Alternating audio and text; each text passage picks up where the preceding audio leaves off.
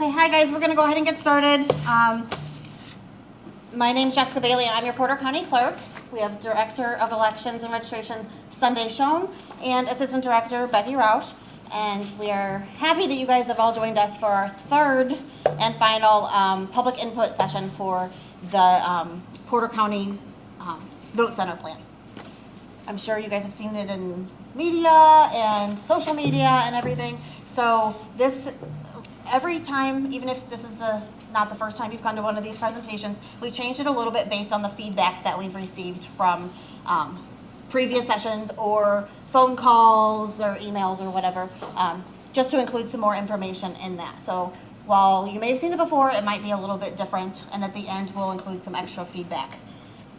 We did realize with our last meeting that it was hard to hear some of the questions that were asked, so we want to encourage everyone to ask as many questions as you have. Just please come up to the microphone so that we can make sure it's on the recording. That way we, when we post this video as well, everyone will be able to hear everything that was answered. That way if somebody watching from home has the same question, then they'll be able to have that answered. Okay?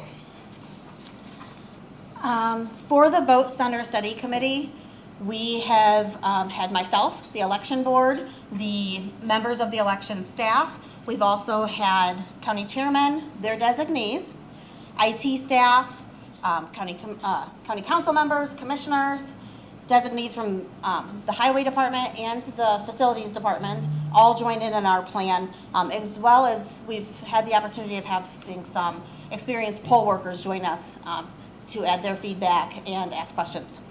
And then, of course, we've had the general public, which is always nice because we get a wide perspective from everyone. The first question we like to cover is, what is a vote center? A vote center is where you can go anywhere on election day and vote. So just like we have the early voting, during early vote, you're able to go to any of the early vote sites regardless of where you live.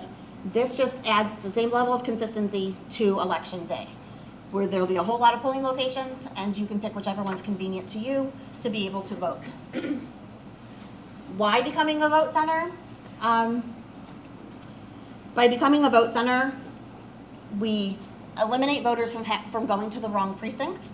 There's still a lot of people that when they walk out their door, they see a vote here sign and they're like, okay, I'm gonna go vote here. Then they get there and they realize, oh, your polling location is over here. Well, now they're frustrated and upset and confused, so now they have to travel back somewhere else. So vote centers, they just add some consistency. It makes it so you don't go to the wrong polling location, and it just makes it a little bit easier for everyone. Also, precinct voting. Recently, in a 4-year cycle, our average turnout is about 33%. So that's not really showing that precinct voting is the way people like to go. Where voters will have access to any of the 44 proposed locations. Vote centers are becoming increasingly popular in Indiana.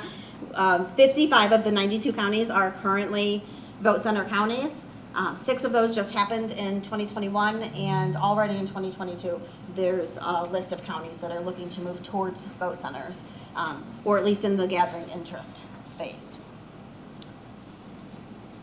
As I mentioned before, during the 28 days of early voting, the registered voters of Porter County can go to any of our locations. Then on election day, we pigeonhole them and tell them you must go here to cast your vote on election day. This would keep everything consistent, and the voters of Porter County would be able to go to anywhere that's, vote anywhere in Porter County. A lot of people like to make sure that their location stays the same.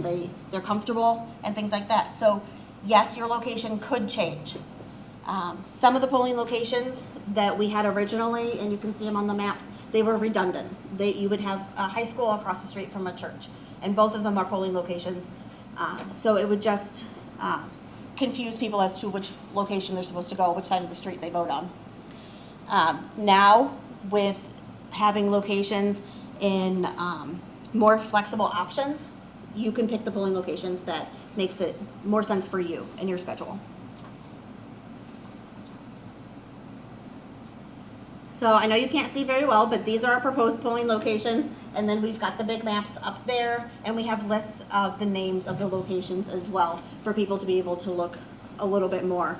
But there are 44 lists, and you'll be able to explore the maps at the end.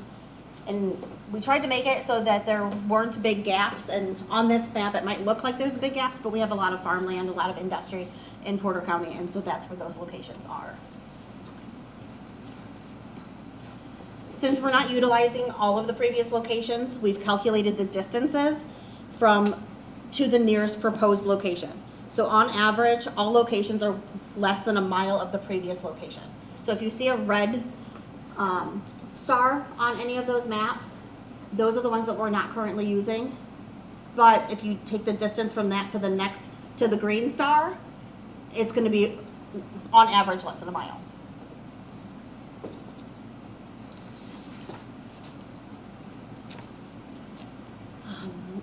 What do we need to be in Vote Center County? Our first step in the process was, of course, these meetings. After that, we're going to vote on the proposed plan. So at the January election board meeting, we will have a proposed plan. From that point, the proposed plan will be available on the county website for viewing in the elections and registration office, for viewing in the clerk's office, and we'll also have it up on social media for everyone to be able to view. At that point in time, we can only accept comment in written form. So at that 30-day mark, we'll take all those written comments, whether they come to us by letter, by email, somebody drops it off in the office. We'll take all of those comments and review them, and we can make amendments to the plan at that time. At the February election board meeting, we will vote for the final proposal, and then we'll take that same proposal and we'll get on the council agenda and the commissioner's agenda and ask for their votes for approval, and then we have to file it with the state.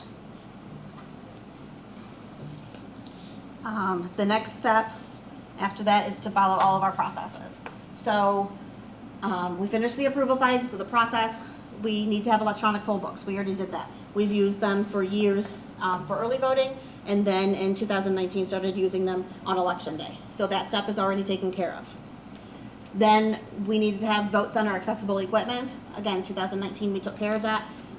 Our equipment can be coded for one precinct, a few precincts, or the entire county. So that's all taken care of. The bulk of our focus right now is going to be on the informational marketing plan. We need to make sure that the voters of Porter County understand where they can vote and how to fit voting most conveniently in their day.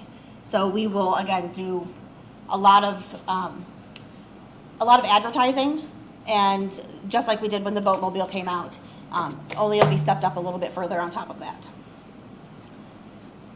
So, can you change the vote center plans? Yes, we can. Just because we vote to approve this does not mean that it has to stay this way. So currently, state law mandates that we have to have one vote center for every 10,000 voters. That is what's currently done. However, our plan calls for 44 locations. So we're more than tripling what the state says that we have to have. Any plans to the vote center plan must be approved by unanimous approval from the election board. This is something that we do already. When we have our, when we vote each time before the election to have polling locations, those must be approved unanimously. So every early vote site, every polling location, and every place the Vote-Mobile already has to be approved by unanimous decision. So this is still just carrying over the same consistency that we have to do. But the vote center plan allows for flexibility for the county election officials to strategize, to make sure that we use local trends. If there's new areas, we can always add to the locations. They can change. We just have to have the unanimous approval and have it filed with the state within 60 days before the election. This is our electronic poll book. I'm sure a lot of you are already used to what that looks like. They see it every time they go to vote. So inside that tablet is every registered voter in Porter County. So currently, if you go to a precinct location, you're only looking for those names. So the change will be that the poll clerk may be seeing names that they don't regularly see if they work in there. So it's the same process, it's just amped up a little bit. You might have some more faces at your location. This is our voting equipment. The very top one is the Express Vote. That's the marking device. That's where you're picking what you want to do. It's just an electronic pen.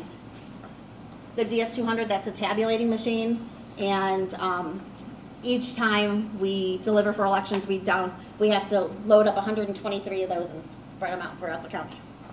And then the last one, that's our vote center, or that's our DS850, so that's our central count machine. And it's already coded for every county. So when it does its count.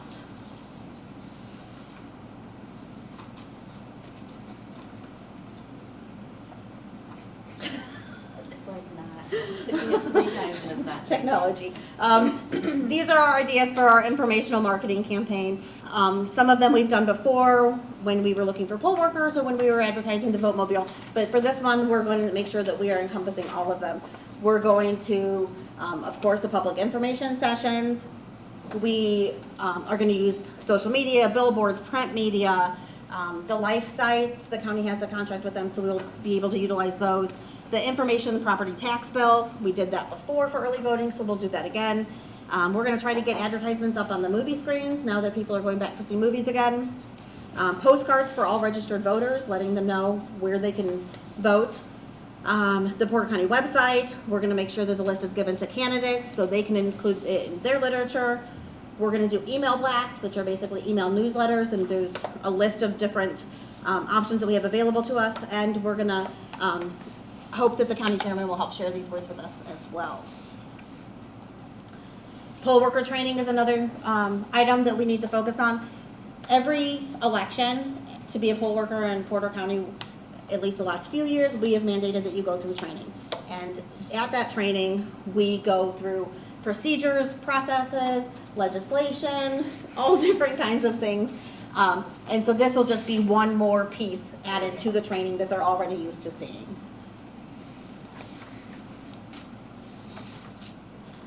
This is just kind of the growth and innovation that we've done in the elections and registration office since 2019. We have invested in infrastructure and enhanced the voting experience with the purchase of the new machines and the e-poll books. We have, in 2020, invested in the Vote Mobile. This allowed us to cut down the lines in the pandemic and go to places that weren't typically serviced any longer. 2021, the election staff learned how to code elections for machines. That'll keep down costs for when we need to do recoding. And then in 2022, we are proposing that we move to vote centers. As I said before, we've really gotten a lot of really good feedback from the previous meetings that we've had. The very first meeting, we were brainstorming how to get some more advertising out and let people know where the locations are going to be. The suggestion came to be able, when you're driving, if you have your maps up, to have your Google Maps or whatever say, hey, you have a voting location in 5 minutes. Do you want to go there? Unfortunately, we talked to them and that is not available at this time, but we're still keeping it on the back burner because technology evolves and we would love to be able to implement that one day. Another concern from the last one was if vote centers would affect voting or early voting or travel board. No, both options are still going to be available in the same way that they have been, and we will continue to advertise those options so people are still aware of them. As a poll worker, will I now be able to vote at my voting location? Yes. We have had so many poll workers that people become poll workers in the last couple days. They weren't planning on it, and they weren't able to make it to the last early vote, and they did not get to vote. So now we will not be taking that away from them. They will be able to vote at the location that they're working at. Okay, now it's your guys' turn. There we go. So what questions, comments, concerns do you have? Again, just please come up to the microphone so we can get it on the recording. That way we can answer. Oh, I'm sorry. Sunday's going to run around with the, and I will write them down and answer you.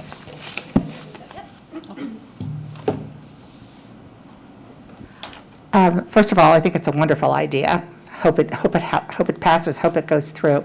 Is your target to try to get this done for the primaries, or is the general election a more realistic goal? No, we're shooting for the primary. If we have it approved by the election board and the council and the commissioners by the February 22nd date, when the council and the commissioners both will make the 60-day mark. Good. Did you have anything?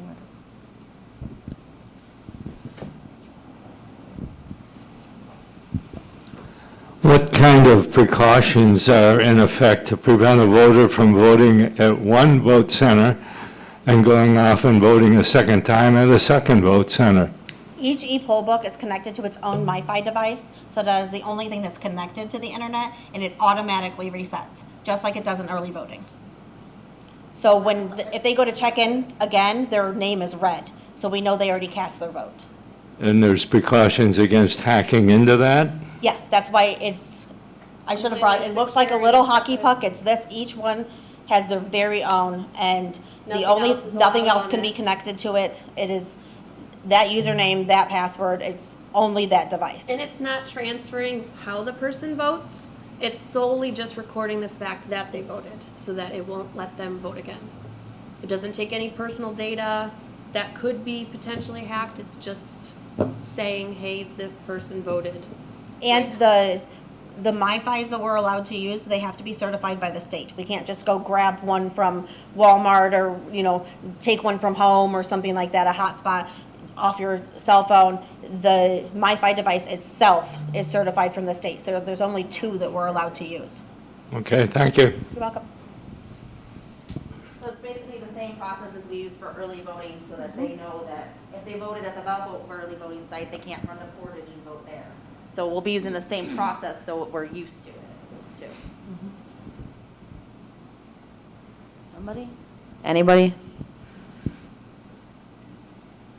All right. So you are going to, I'm Drew Wenger, I live at 611 Center Street here in Valparaiso. So for the county commissioners and the county council, is that just one hearing that they have to do for that, and then they vote on it that same Yes. meeting? Okay. Yes, so in the packet, when I propose to be on the agenda, will be the vote center plan. Okay. And then they'll be able to read through the plan. When it's our turn on the agenda, we'll come sit in the hot seat, and then they'll ask us whatever questions they want to ask, and then they'll vote yes or no. Okay. Oh, yes, it is. And so are the county commissioners or the county council allowed to make any changes past if the election board votes yes, no? Okay. Only if it's during that 30-day written comment period. All right. Well, I think it's a Just like fantastic, all the public. fantastic idea, Jessica. Thank you.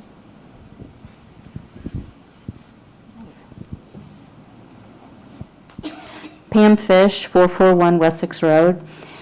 During 2010, I was credentialed by the Tippecanoe County Election Board to visit their vote centers, and it was a very interesting day for me. I was able to go to 6 different polling locations, and I talked to, oh my goodness, maybe 150 people during the day. And the one question I asked every voter after they finished voting was, what do you think of vote centers? There was not a single individual that I spoke with, and I spoke with the gamut, from old to young, every type of person you can imagine, ethnic groups, male, female, etc. I did not get one negative response about vote centers. And it was interesting because one of the polling locations that I was at, or vote center I should call it, there was a bus from a senior community. They actually had their seniors come and vote. And that obviously is, Right, that's something awesome. we can't do right now. I mean, we absolutely cannot do that.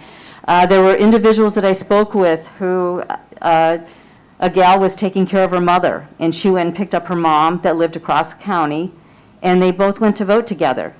You can't have that right now with our situation. So I think it's a wonderful idea.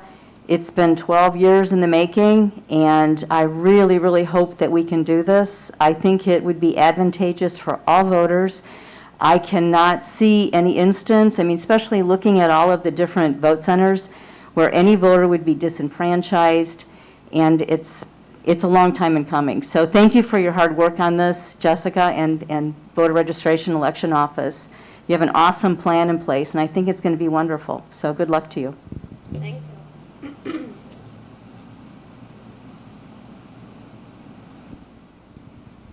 Anyone? Okay, if nobody else has any comments or questions, go ahead and look at the maps. We will have all the, again, they're just proposed until they get it approved from the election board, but, Did we explain that there's 2 orange stars on the map? Right now, it's going to be one or the other. We're just still pending the final approval from the facility. but besides that, the green ones are the ones that we're using, and the red ones are the ones that we're not currently using. And then orange, of course, is proposed, so one or the other, until we get that. But besides that, it's all we have for our third session. Unless, election board members, you want to say anything? I'm sorry. No, I'm fine. You did a great job. This is my third one. I think I You could go out probably do there the and presentation. You can do the presentation. Boy, I'm not as pretty though. So just thanks for all the hard work. Thank you. I do have one more thing I wanted to mention. It just popped in my brain. When I talked, That's what he's like, no, Mike. I did happen to, I remember speaking with members of the Tippecanoe County Election Board at the time, and there were 5. The one thing that they had mentioned that they wish that they had done is all of the old polling locations that were no longer in existence, to put a form on the door letting them know that it is no longer a polling location, with a list of all of the other locations around. Because no matter how many mailings you set out, how much marketing you do, We're gonna there miss will be somebody. people that will forget or somehow just never be contacted, Right. and they will show up at the old locations. And I just remember them talking about that they receive phone calls saying, you know, I want to vote, where's my location, how come the doors are shut? So I would only suggest that for all of the ones you're going to close down, at least for the first 2 election cycles, to put some kind of a notice on those doors. Yeah, and we learned that the hard way, with all the locations changing so much during the 2020 Oh, election. yes. And so, but now at least we'll be able to put one sign make a lot of copies of one piece of paper, because it'll have every address on it. Yeah, that's one thing that I remember them Absolutely. Yes, that talking was about. fantastic. They wish that they would have done that. It would have been easier on their their election phone calls, I'm staff. sure. Yep, yep. Absolutely. And I don't think it was on the slide, but Jessica recently reached out to all the counties that are currently vote centers to ask them a lot of questions, and it's been a very positive feedback from them as well. No My fa- regrets, no, what? Yeah, my What favorite quote was, "It's the best thing since buttered bread." That was my favorite one that they said so far. Yeah, and one of the questions that I asked, because it was asked at the last meeting, is if they would go back, and not one person who answered the questionnaire, which again, not everybody has answered it, but they said no, they would not go back to precinct voting and take that lack of availability and lack of options away from the voters. So, anybody else have anything? No? Okay, well, if you want to look at the maps, you can, and then we'll put these out there too.